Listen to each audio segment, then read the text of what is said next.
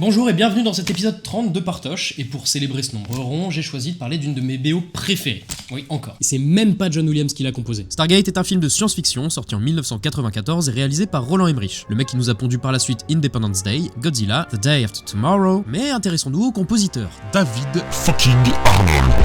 Je le présente un peu en mode badass parce que ce gars fait partie de mon top 3 de mes compositeurs préférés. Alors numéro 1, John Williams, et numéro 2, je sais pas trop en fait, parce qu'il y a Arnold, mais il y a aussi Howard Shore, mais il y a Elfman aussi, alors bon, ouais, c'est relou. Et quoi, je fais des tops dans le mauvais sens? Bref, David Arnold, il a scoré plein de films, dont Independence Day et Godzilla, mais aussi plusieurs James Bond et la série Sherlock. Mais avant tout ça, il a écrit une musique magnifique pour Stargate, qui n'était que son deuxième gros projet. Un gros niveau. On se penchera plus tard sur ce que j'aime dans son style. Je vais présenter le film déjà, et bien entendu, je vais tout dévoiler parce que ça date de 94 quand même.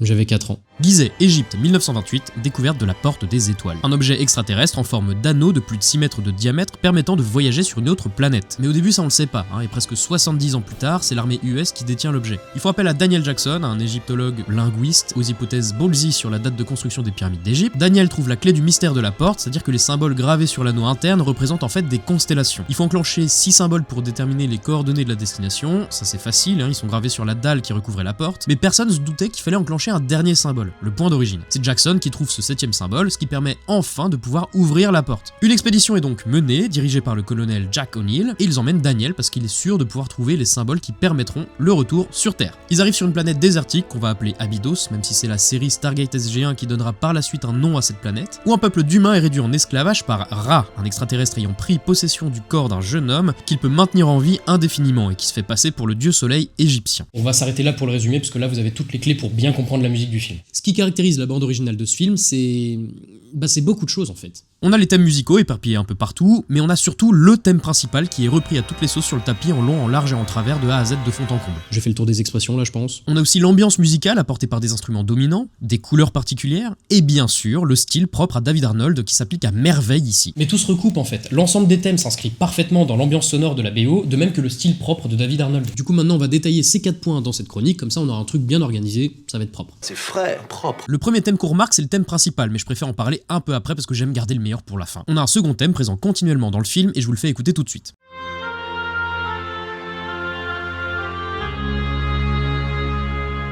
Il a assez d'intérêt pour être entendu dès le générique d'ouverture.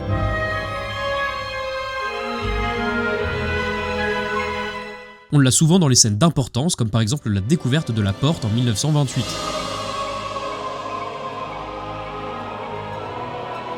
Ou alors quand Daniel la découvre à son tour.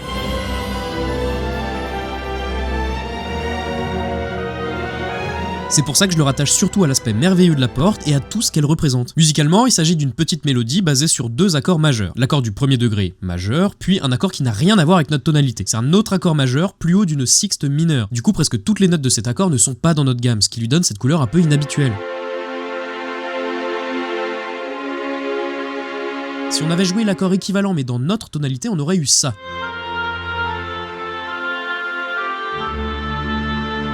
Hyper moche, sans âme. L'intérêt aussi c'est d'avoir 2 accords majeurs, ce qui impose l'idée de grandeur, d'importance et de majesté. Et ça correspond bien au passage où on l'entend. Après on l'a aussi dans des scènes qui ne sont pas relatifs à la découverte de la porte, comme ici où Daniel se fait traîner par un animal.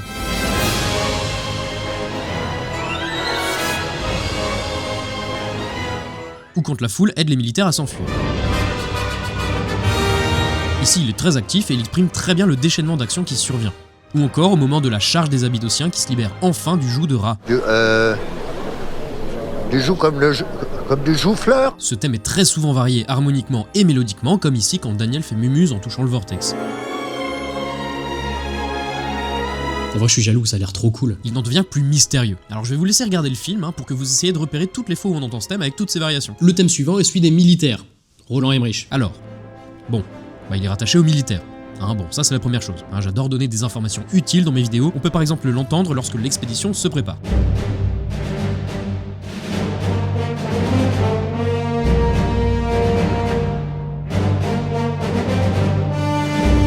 Musicalement, il est construit sur un motif rythmique répété, c'est-à-dire un ostinato, avec une présence attendue de caisse claire. Oui, c'est un des plus grands clichés musicaux, mais c'est comme mettre des enclumes dans la musique quand on voit des mineurs travailler, comme là.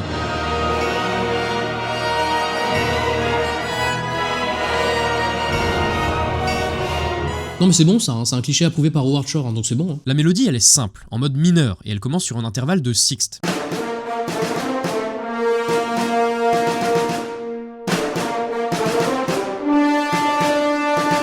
Elle peut être variée, comme ici par exemple.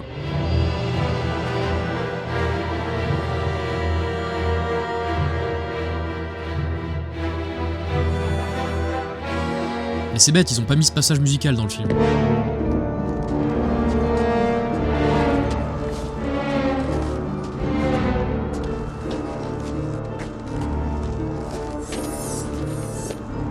On a également un thème relatif au 7ème symbole de la porte et au retour sur Terre. On l'entend une première fois lorsqu'on voit les symboles sur le cartouche de la dalle.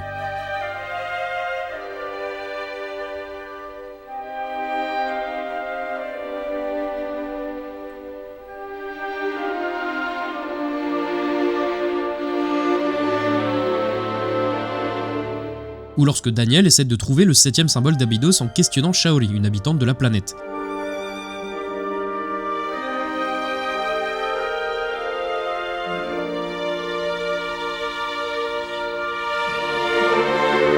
Mais évidemment, on l'entend quand Daniel trouve le dernier symbole, qui pourra permettre au héros de rentrer.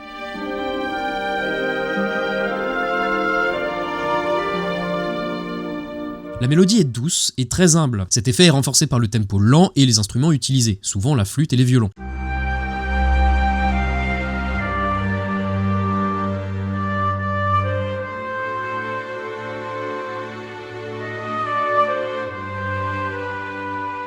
Ce qui est très intéressant, c'est que ce thème se résout quand même de façon satisfaisante sur un accord majeur, alors qu'on partait d'une harmonie mineure. Surtout ici, lorsque Daniel trouve enfin le symbole manquant.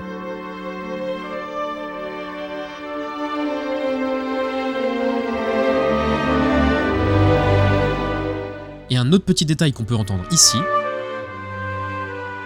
ce retard dans la mélodie, amené par cette note qui se cale correctement dans l'harmonie un peu après que l'accord soit entendu, est un beau moyen d'annoncer musicalement que cette quête du dernier symbole va malgré tout finir par aboutir. Bien entendu, on est dans un film de Roland Emmerich, donc qui dit Roland Emmerich dit... Destruction. Oui, c'est vrai, mais aussi cliché, hein, donc du coup on a un love theme. Non mais rassurez-vous, il est hyper discret. Il souligne la romance entre Shaori et Daniel qui trouve sur Abydos ce qu'il n'a pas trouvé sur Terre. On l'a une première fois quand les deux personnages se rencontrent, lors de l'espèce de rituel où elle lui est offerte. #malaise.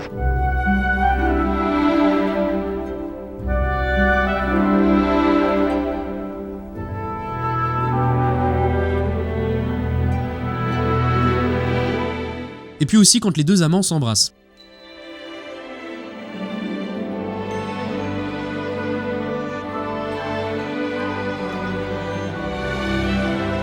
La musique continue lorsqu'on voit le désert après le lever de soleil, ce qui est assez explicite sur ce qui s'est passé la nuit. Voilà. Il est évidemment joué par des flûtes, des cordes et de la petite harpe arpégée en fond. La présence de dissonances douces rend la musique un petit peu innocente, incertaine et hésitante. Ça illustre assez bien le choc des cultures entre les deux personnages et aussi le manque de confiance de Shaori face à Daniel. Bon alors évidemment, on a aussi un thème pour le grand méchant rat, mais alors ça c'est vraiment logique. En fait, on a plusieurs motifs qui vont chacun donner des impressions différentes. Le premier est, on va dire, le thème principal de Ra. Il apparaît très souvent dans les moments où le personnage est évoqué, présenté à l'écran, etc.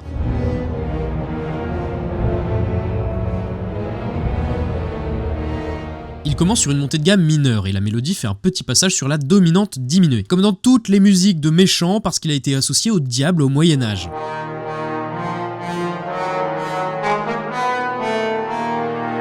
L'intervalle formé entre cette note et la tonique est de 3 tons, il est dissonant, c'est le célèbre triton. L'autre effet ici, c'est qu'il évoque les gammes orientales, ce qui est parfait pour un film basé sur la mythologie égyptienne. Le deuxième motif est là encore souvent entendu, mais cette fois c'est plus pour donner un sentiment d'angoisse et de suspense. C'est un motif chromatique descendant, souvent aigu, joué en glissando.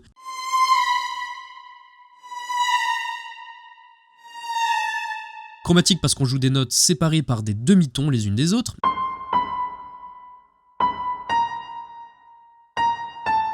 Descendant parce que ça descend, et en glissando parce qu'on passe d'une note à l'autre de façon graduelle. C'est un effet qu'on peut réellement faire qu'avec des cordes ou des trombones. Ça donne un effet un peu malsain, je trouve. Par contre, coup de gueule, on entend ce motif dans une scène qui est complètement hors sujet. C'est quand les habitants ferment les portes de la ville parce qu'une tempête approche. Les militaires, du coup, ils se sentent menacés. Je trouve ce genre de procédé dommage parce que le compositeur essaye vraiment de créer une cohérence musicale qui est détruite par la réalisation. Et il y a plein de films où ça arrive, hein, même Star Wars. Mais ça, on y reviendra un jour. Dernier motif, celui des chœurs. Celui-là, il impose la puissance de Ra et son statut de faux dieu. C'est un gros accord plutôt mineur possédant des dissonances qui est répété par des chœurs bien violents et des gros booms. Ces chœurs imposent la puissance et le divin, d'autant que le rythme il est assez lourd avec ce triolet qui donne un effet d'accélération et de décalage. Avant de passer au thème principal, on va évoquer quelques petits motifs entendus moins de fois mais quand même présents. Déjà, on a une musique victorieuse qu'on entend à 2 reprises. Dans ce passage, quand ils arrivent tous à fuir, ou alors ici, où il est mêlé avec le thème principal.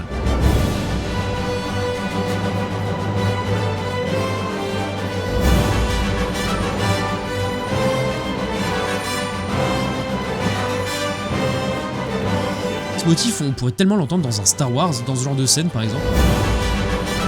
Il est un peu modifié lorsqu'O'Neill s'apprête à tuer son opposant à la fin.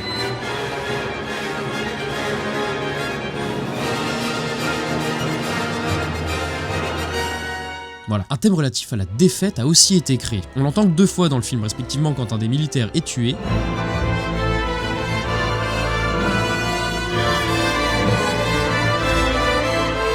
et quand le groupe se rend en fin de film. Ce qu'on constate, c'est qu'il est assez tragique, une teinte qui est due au mode mineur utilisé. Bon voilà, du coup rien d'autre à rajouter. Dernier petit thème récurrent, un petit motif propre au combat qui est entendu 2-3 fois dans le film. Il alterne au corps la tonique et la dominante de la gamme. Ça rappelle sans subtilité les appels martiaux de l'époque où les cuivres qui n'avaient pas de piston ne pouvaient jouer que certains sons, notamment la tonique et la dominante. C'est typique du clairon ou des trompettes antiques. Et enfin, le colonel O'Neill a aussi droit à une idée musicale associée à la perte de son fils. Alors oui, là c'est presque plus un thème, mais une idée musicale qui revient quand même 2 ou 3 fois dans le film. Jack O'Neill, c'est un militaire qui a perdu son fils, qui s'est accidentellement tiré dessus avec son arme de service. Évidemment, O'Neill se sent responsable et perd goût à la vie. C'est pour ça qu'il est prêt à se sacrifier pour cette mission d'ailleurs. Quand on le découvre, on entend des accords de 7e très froids.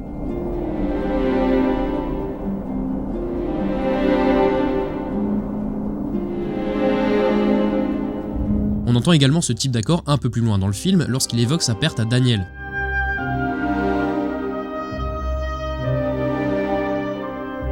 Voilà. Ah, et maintenant, le thème principal. Ce thème, c'est le cœur de la BO. C'est sur lui que presque tout repose. Il est entendu à toutes les sauces, mais il est loin d'être ennuyeux parce qu'il est presque toujours varié. Son rôle va être de tisser un lien dans toute la bande originale et de lui donner une identité propre grâce à un élément omniprésent. Il a la fâcheuse tendance à rendre aussi chaque scène épique. On va considérer que la version de base est celle entendue dans l'ouverture du film.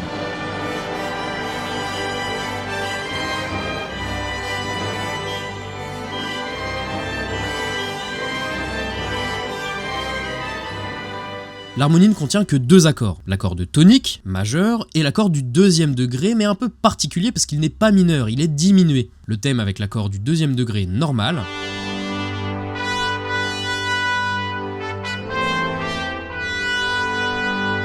et le thème réel avec l'accord diminué.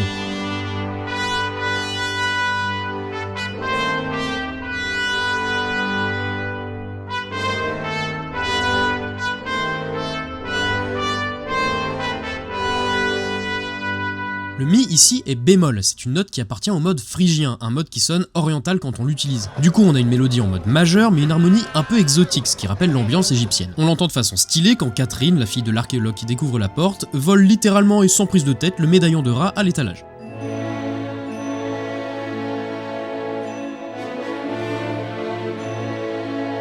On l'entend aussi quand la troupe d'O'Neill est amenée à Nagada, la ville des esclaves.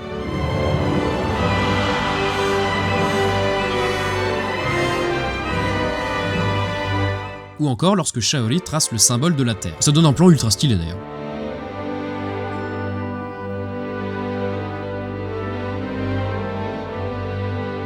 Et bien sûr, on l'entend dans plein d'autres moments. Mais comme je l'ai dit, ce thème il est omniprésent et sous des formes tellement variées que parfois il est presque même méconnaissable. Il est parfois joué en mineur de façon bien tragique. Mais il y a surtout plein de mélodies qui commencent comme ce thème, mais qui se terminent différemment. Alors j'en passe 3 pour que vous fassiez une idée.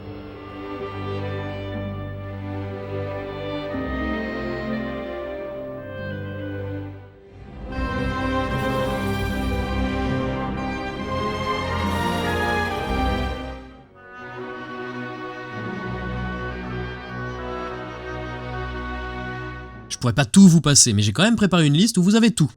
Et maintenant, c'est l'heure de la révélation de ouf. Ce thème principal n'est pas seulement dispersé de façon modifiée partout dans la BO, il se glisse même dans certains autres thèmes qui sont bâtis sur lui. Alors le premier, c'est le thème de Ra, qui découle du thème principal. On compare les mélodies.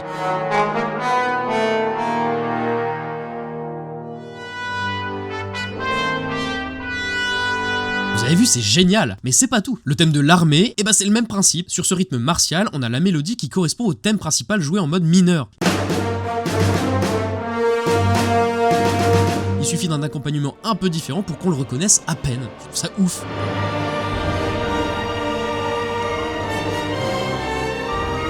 Ce que je trouve intéressant, c'est qu'au final, le thème des gentils et celui du méchant sont en fait le même thème, et perso je trouve ça assez osé et rare. Alors en temps normal, cette surabondance d'un même élément musical, j'aurais trouvé ça insupportable, mais ici il y a tellement de créativité à partir de ce même élément que j'adore. Alors oui, alors il est plus que probable que David Arnold ait utilisé un passage du ballet Casse-Noisette de Tchaïkovski pour son thème de Stargate.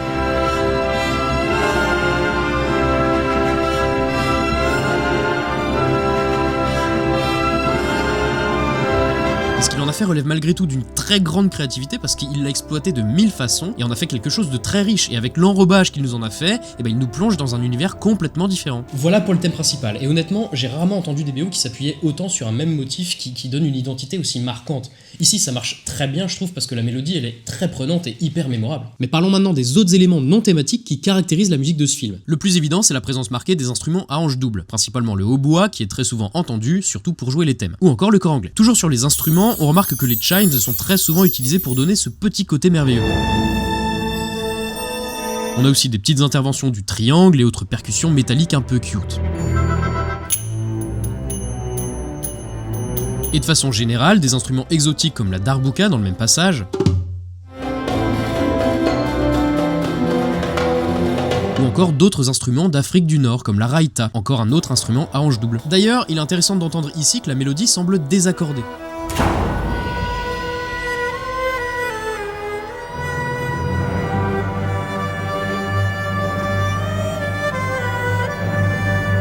Alors que nos gammes occidentales espacent les notes d'un ton ou d'un demi-ton, les gammes orientales jouent parfois sur les quarts de ton, c'est chaud. Le choix de faire une musique très mélodique est également un point central dans son identité. Et non, c'est pas évident de faire une musique très portée sur la mélodie. Cet élément rend l'ensemble de la BO très agréable à écouter même en dehors du film. De nos jours, les blockbusters reposent surtout sur des rythmes répétés, des enchaînements d'accords uniquement et ce genre de choses. Le débat est lancé, à vos commentaires. Et puis, concernant les mélodies, on a aussi le choix de gamme qui évoque parfois les gammes orientales, on l'a vu dans l'étude du thème principal, mais il n'y a pas que là qu'on peut entendre ces fameux intervalles typiques.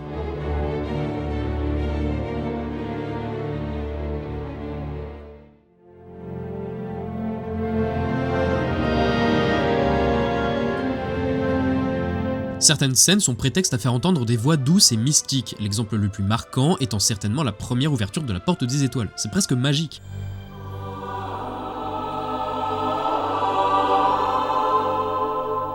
Dernier point que je voulais aborder, le style spécifique de David Arnold qui est très présent dans cette BO. Alors peut-être un peu moins que dans Godzilla, parce que la musique de Stargate a un style beaucoup plus marqué, rien que de par son ambiance orientale. Mais quand même, on va regarder ça. Le fait que la BO soit très mélodique, c'est typique d'Arnold. Mais bon, ça on l'a vu un peu avant. Après, il est capable de faire des trucs bien différents. Je prends le passage du trajet dans le vortex qui est accompagné par une musique très contemporaine. Des dissonances, des éclats de notes, des percussions au rythme irrégulier, tout ça pour retranscrire l'impression de vitesse et de perte de repères.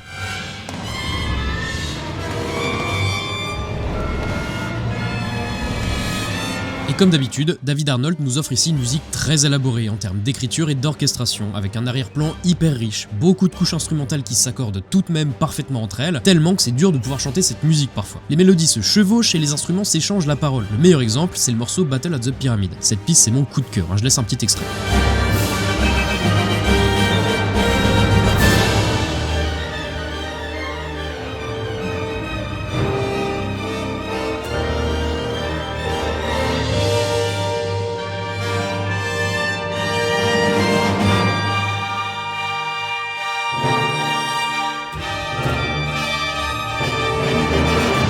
Mais il y a plein d'autres exemples dans cette BO, c'est monstrueux, je suis obligé de vous remettre un autre extrait d'ailleurs.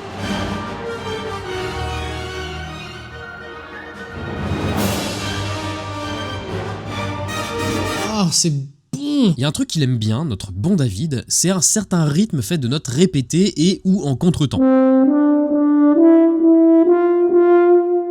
Rien que dans l'ouverture du film, juste avant le thème principal par exemple.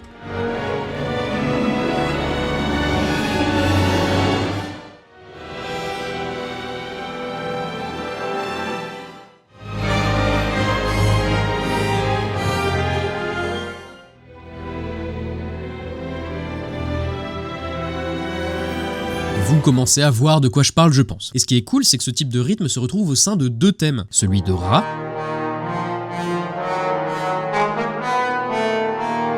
et le thème merveilleux évoqué en début de vidéo. Et oh, mais qu'est-ce qu'on remarque? Vu que le début de ces 2 thèmes est construit sur le même rythme mais que l'un est descendant et l'autre montant, bah on peut clairement voir que l'un est l'inverse de l'autre. Et puis je vais même plus loin parce que je suis un fou. L'autre thème de Ra, angoissant, est quasiment identique au début de ce thème merveilleux. La seule différence c'est que le thème de Ra enchaîne les demi-tons alors que le thème merveilleux enchaîne les notes d'une gamme majeure, ce qui est beaucoup plus lumineux. Je trouve ça subtil et beau parce que du coup l'idée est un peu la même en inversé. Le thème merveilleux évoque les choses folles qui ont été découvertes grâce à la porte elle-même, une autre planète, les Mazdadj, oui ce truc chelou ça s'appelle un Mazdadj. L'amitié avec un peuple extraterrestre, et d'un autre côté, la découverte de la porte a eu son revers. Ra, le thème est opposé. Dans le Seigneur des Anneaux, on a des thèmes construits de la même façon, et j'adore ce genre de relation musicale. Ce rythme très apprécié du compositeur me fait penser à une autre de ses manies musicales. Il aime écrire des montées dramatiques qui sont parfois bâties sur ce rythme, avec des notes répétées 2 à 2 ou en contretemps.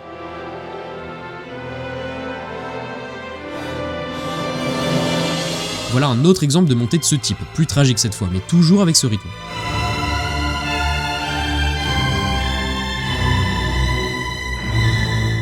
Et puis je peux pas finir la vidéo sans vous parler de 2-3 petites choses qui m'ont rappelé le style de Willy Babe. Déjà on a vu le motif victorieux, qui fait très Star Wars, mais on a aussi l'utilisation des cuivres en sourdine pour les scènes de ce type.